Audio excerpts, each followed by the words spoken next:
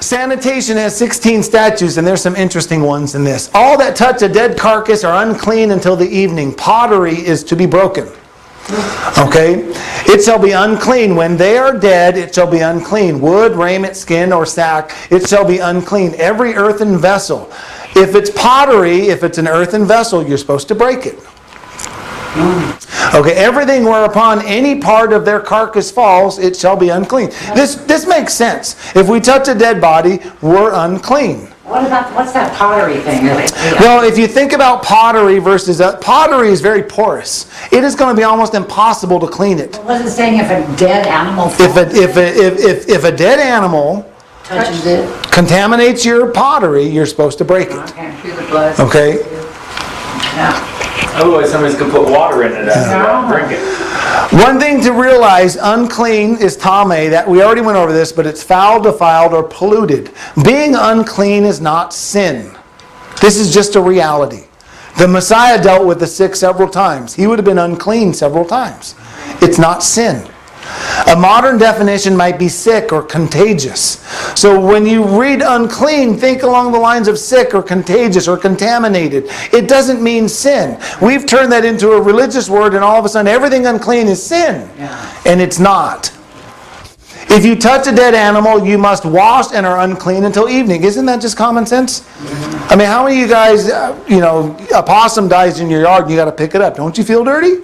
I want you put gloves on and you're probably not unclean. Right. But if you do touch it, let's say you step on it by mistake, or who knows what happens, you are unclean. What if you have a relative that passes away and you have to deal with the body? I mean, the reality is you're unclean. This is just common sense. He that touches the carcass thereof shall be unclean until the evening. The sick are to conceal their condition, cover their mouth, and alert others. That makes sense. We do that today. The Asian countries do that a lot more than we do. We don't really do it like the scripture really says. But I'm constantly telling my kids, cover your mouth when they cough, even though they're not sick. It's just a good habit. But the scripture really says, put a covering over your upper lip, and let people know that you're unclean. Now, if the way people word it, unclean is like a weird ceremonial ritual thing. That's not what, it's just saying, hey guys, I'm sick. Stay away from me. That's all it's saying. It's just common sense. We do it, but we see a religious word like unclean and we go into some weird ritual that doesn't make any sense. Garments worn by one who has a contagious disease are to be burned. That makes sense also. We don't do that.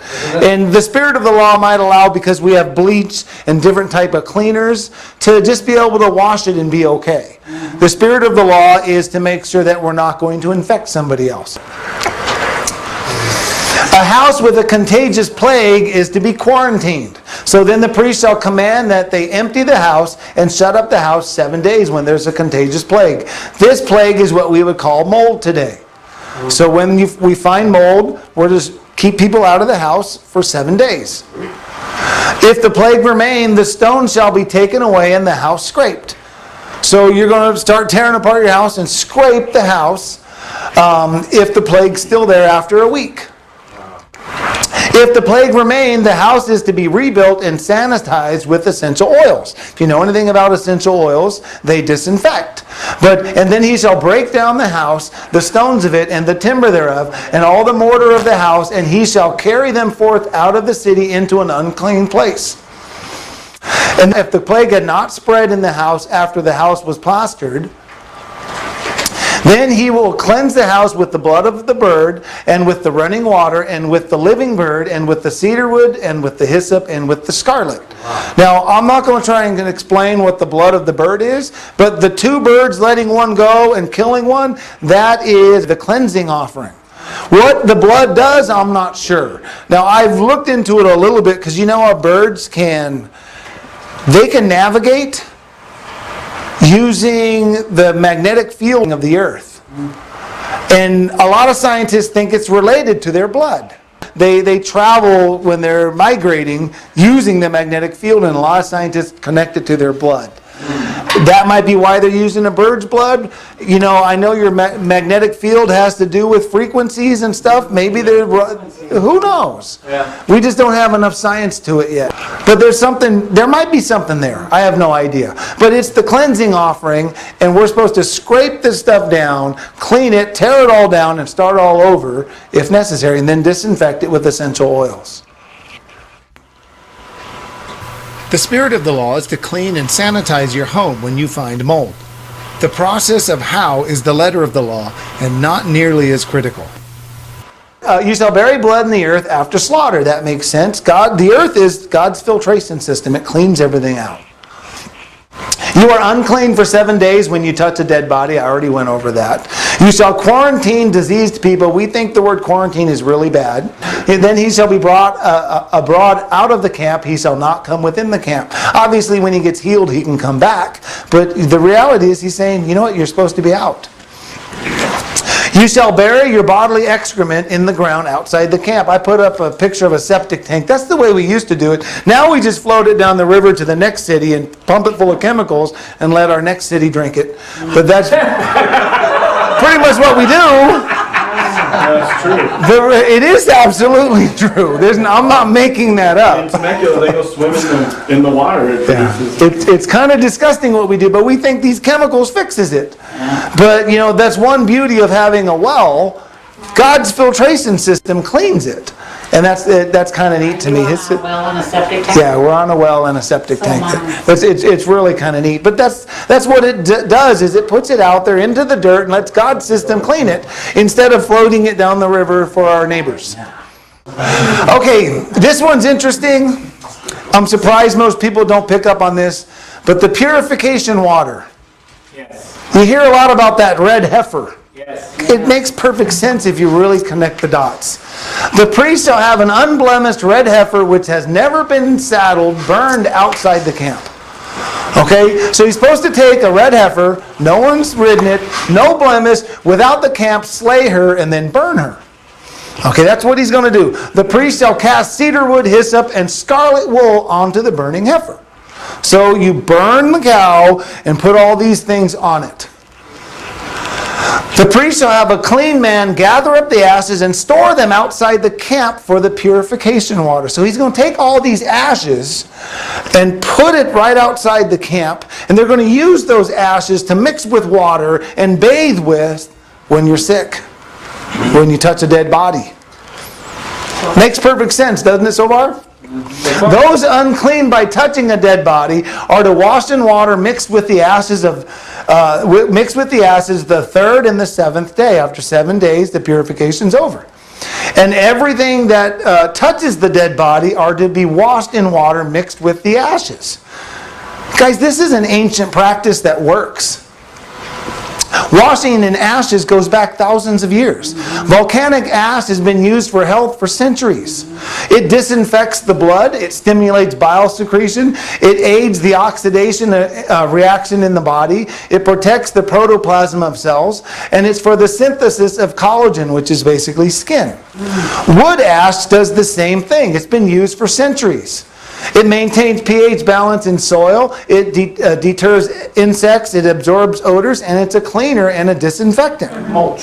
So what do we do? I'm going to explain a little bit more. Washing in ashes. The first soaps were made by the ancient Babylonians around 2800 BC and utilized a mixture of animal fats and wood ash. When ashes from hardwoods are boiled in soft water, it creates lye. That's what soaps used to be made of. When lye is mixed with animal fats or vegetable oils, it renders a soft soap, and a little salt to the mix when pouring the molds to make it a firmer bar of soap. Now, this isn't the exact same thing described in Leviticus or in this statute, but you can see how these are the ingredients to soap. What I think it's more like is what you would call activated charcoal today.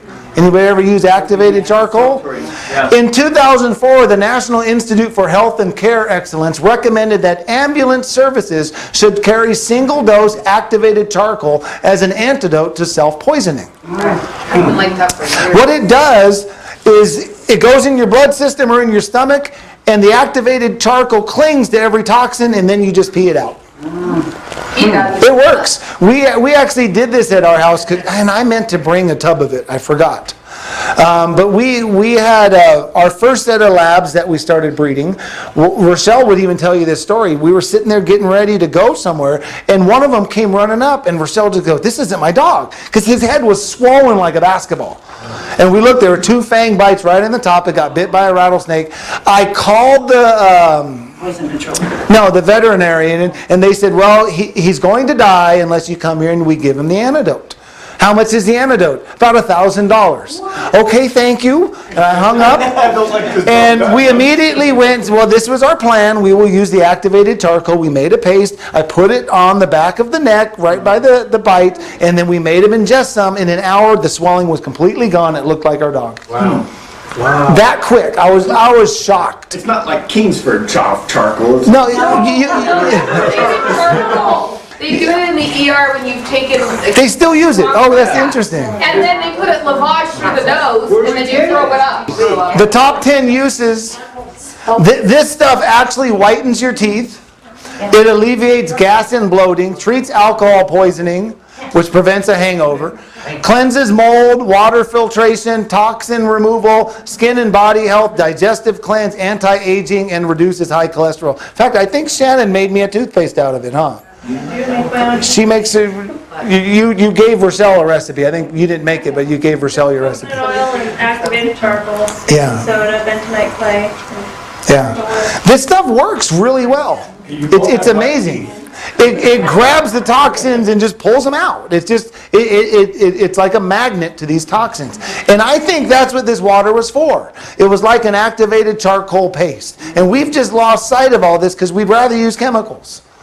And chemicals aren't very good for us. So when you had this problem, you'd go mikvah, bathe in this activated charcoal-like thing to purify you. That's exactly what it would do. This is a great purification for an unclean person. Yes? You say it reduces high cholesterol, so you eat it or something? Yes? Yes. You ingest it. We have them in capsules, and we have a big tub of it. You take the tub and you make a paste and you put it on the injury or whatever to get it in your blood system. That's the best way, if it's a bite or something. Or if it's some sort of a poison. That's why they said the ambulances. If someone ingested poison, it was for suicide treatment. Yeah. You'd make them eat it, and it would grab the toxins. And I imagine enough of it's going to make you throw it back up. Right, sometimes they'll put it through a nose for an Yeah. EG tube. So it used to be a common practice. That my research showed that most ambulances don't. Some of them might have it, but they don't use it anymore. And I'm sure it's a money thing. But I'm convinced that's what it's doing. It's just practical. It makes sense. Why they would have it right there, right outside the camp. You'd go get it and you'd bathe. It would take a 7-day process. At the end, all the toxins would be removed from your body.